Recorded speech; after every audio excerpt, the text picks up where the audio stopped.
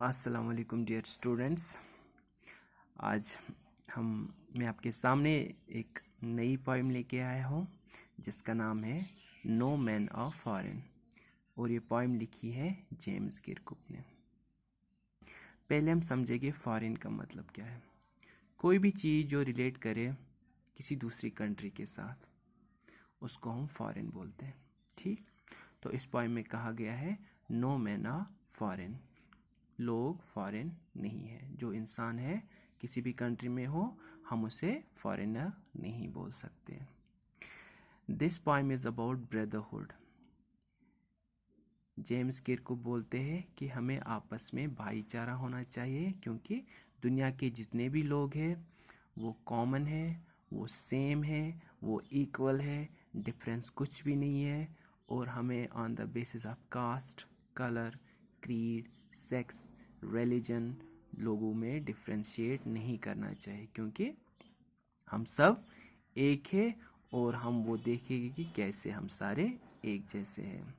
चलिए स्टार्ट करते हैं। Remember no man are foreign, no country is foreign. Remember no man are strange, no country is foreign. James Kirkup हमें बोलते हैं कि आप याद रखिए कि कोई भी लोग स्ट्रेंज नहीं है, अजीब नहीं है। हम किसी को अजीब नहीं बोल सकते, और कोई भी कंट्री हमारे लिए फॉरेन नहीं है। हम ये नहीं बोल सकते कि वो किसी दूसरी कंट्री का है तो वो फॉरेनर है, ऐसा हम नहीं कह सकते। क्यों नहीं कह सकते? Beneath all uniforms a single body breathes like hours.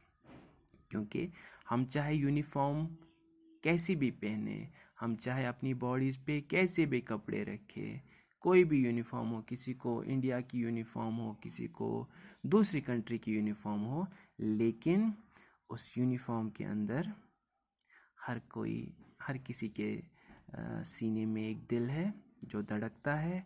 हर कोई सांस लेता है जैसे कोई दूसरी कंट्री का इंसान सांस लेता है। सो उसमें कोई भी डिफरेंस नहीं है।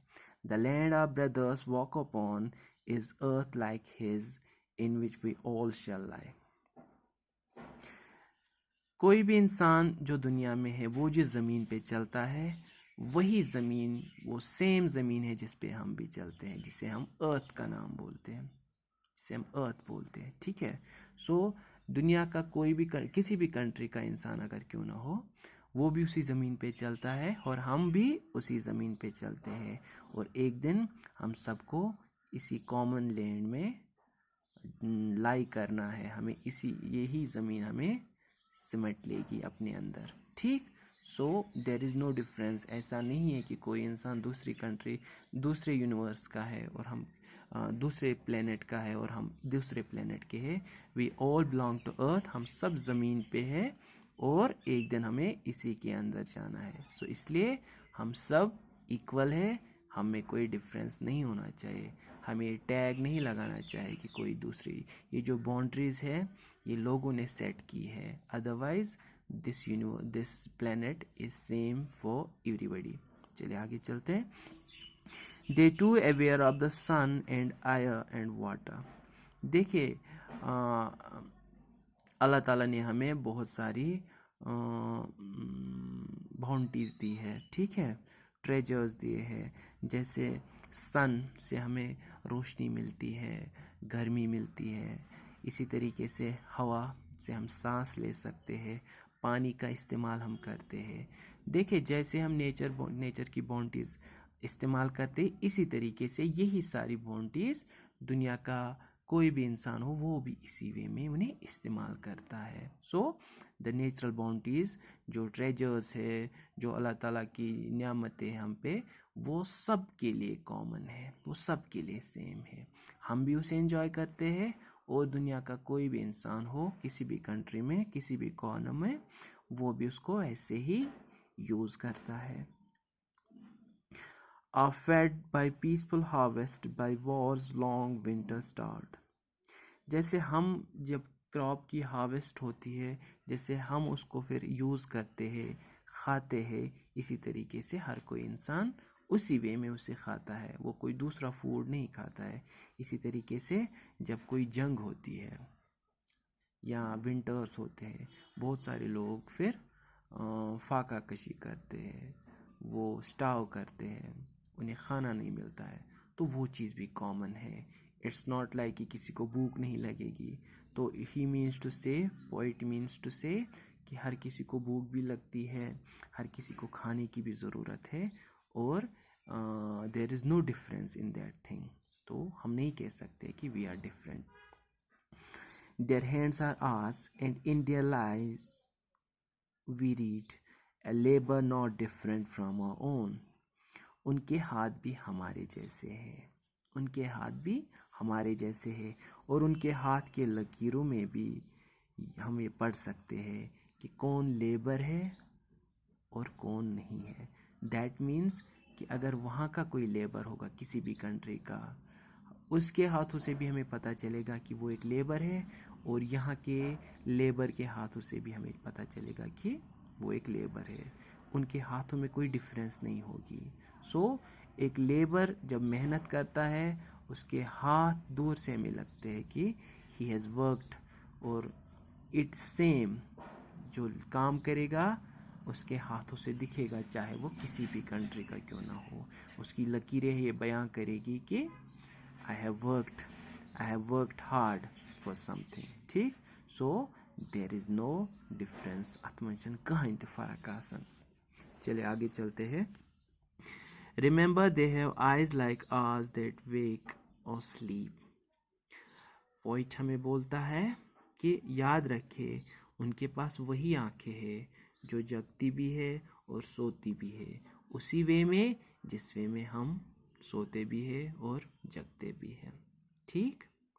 देयर इज, उनके पास कोई दूसरी चीज़ नहीं है, मतलब उनका जो लाइफ स्टाइल है that's very much like ours. ठीक? So there is no difference. And strength that can be won by love, और वही ताकत वही हिम्मत उनके पास भी है जो किससे हासिल हो सकती है, मोहब्बत के साथ। In every land is common life that all can recognize and understand, और दुनिया में हर किसी इंसान के पास कॉमन लाइफ है। ठीक? किसी के पास कुछ दूसरी चीज़ नहीं है। See, we all are born, we all live, and we all have to die. That's as simple as that.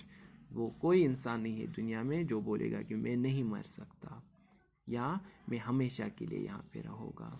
तो जो लाइफ है वो सबके लिए कॉमन है, जिसे हम रिकॉग्नाइज, पहचानते हैं, समझते हैं कि ये चंद लम्हों के लिए है, चंद दिनों के लिए है।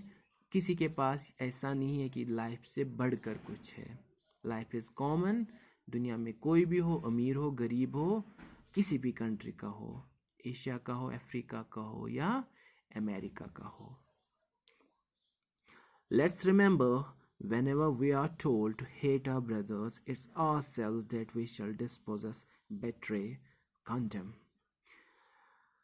हमें ये याद रखना चाहिए कि जब भी हमें कोई ये कहे कि आप किसी से नफ़रत करें, जब भी हमें कोई ये कहे कि आप किसी से नफ़रत करें, आप ये समझें खुद से दैट हम खुद को खस्ता कर रहे हैं, डिप्रीव कर रहे हैं, धोखा दे रहे हैं या तंबह कर रहे हैं।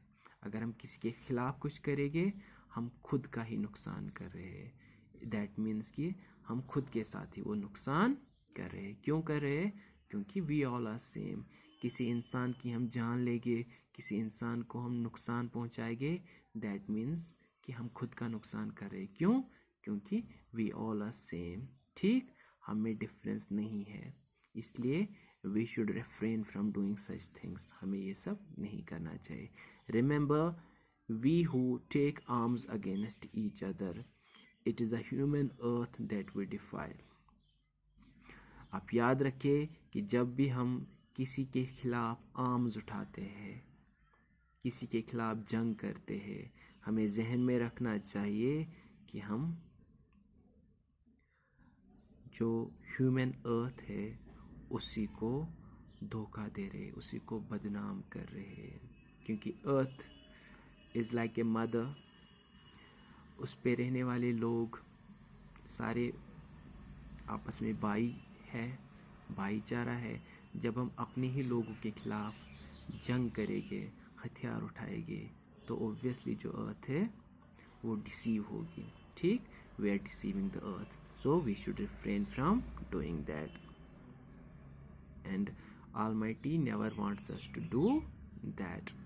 ठीक, our hells of fire and dust outrage the innocence of the ire that is everywhere our own. देखिए, जब भी कोई जंग होती है तो आग लगती है, धुएं उठते हैं, तबाही होते हैं। तो पोइट हमें बोलता है उस वजह से जो आग भड़केगी, जो धुआं उठेगा, जो धूल उठेगी, उससे क्या होगा? जो मासूमियत है किनकी? इस हवा की, जो इस हवा की प्योरिटी है, इसकी जो ताजगी है, वो सारी पोल्यूट हो जाएगी। ठीक है, वो वैसी फ्रेश नहीं रहेगी जैसे वो थी, due to wars. Remember no man of foreign, no country strange. और आखिर में फिर हमसे ये बोलता है पोइट कि आप याद रखें कि हमारे लिए कोई भी इंसान जो है फॉरेनर नहीं है, पराया नहीं है, दूसरी कंट्री का नहीं है, और कोई भी कंट्री हमारे लिए अजीब नहीं है, अजनबी नहीं है। क्यों? ये बाउंड्रीज हमने सेट की है। देखिए, जब कायनात का इर्तिका हुआ था, जब प्लैनेट्स बने थे, जब क्रिएटर ने ये दुनिया बनाई थी, उस टाइम पे कोई कंट्री की डिमार्केशन नहीं थी। तो इन कंट्रीज की डिमार्केशन फिर हमने कर दी। यहाँ से गो इंडिया, यहाँ से गो पाकिस्तान, यहाँ से गो भूटान, यहाँ से गो यूएस, यहाँ से गो रशिया। लेकिन earth as a whole is common, और ये सबके लिए है। ठीक है, इट्स फॉर एवरीबडी। सो हमें नहीं समझना चाहिए कि किसी दूसरी कंट्री में ऐसा फील करना चाहिए कि हम यहाँ के वी आर एलियंस और वी आर आउटसाइडर्स, या कोई और किसी और कंट्री का यहाँ आए तो हमें ये नहीं समझना चाहिए कि ये दूसरी कंट्री का है, क्योंकि we all belong to earth. ज़मीन हम सब के लिए है, और इस पे रहने वाले सारे लोग इक्वल है। That's what James Kirkup is trying to make us understand. I hope this poem is very much you got it in a very comprehensive manner, और आपको ये बहुत अच्छे से समझ आई। Very soon we will come with a different topic. Till then, अपना ख्याल रखें। अल्लाह हाफिज़।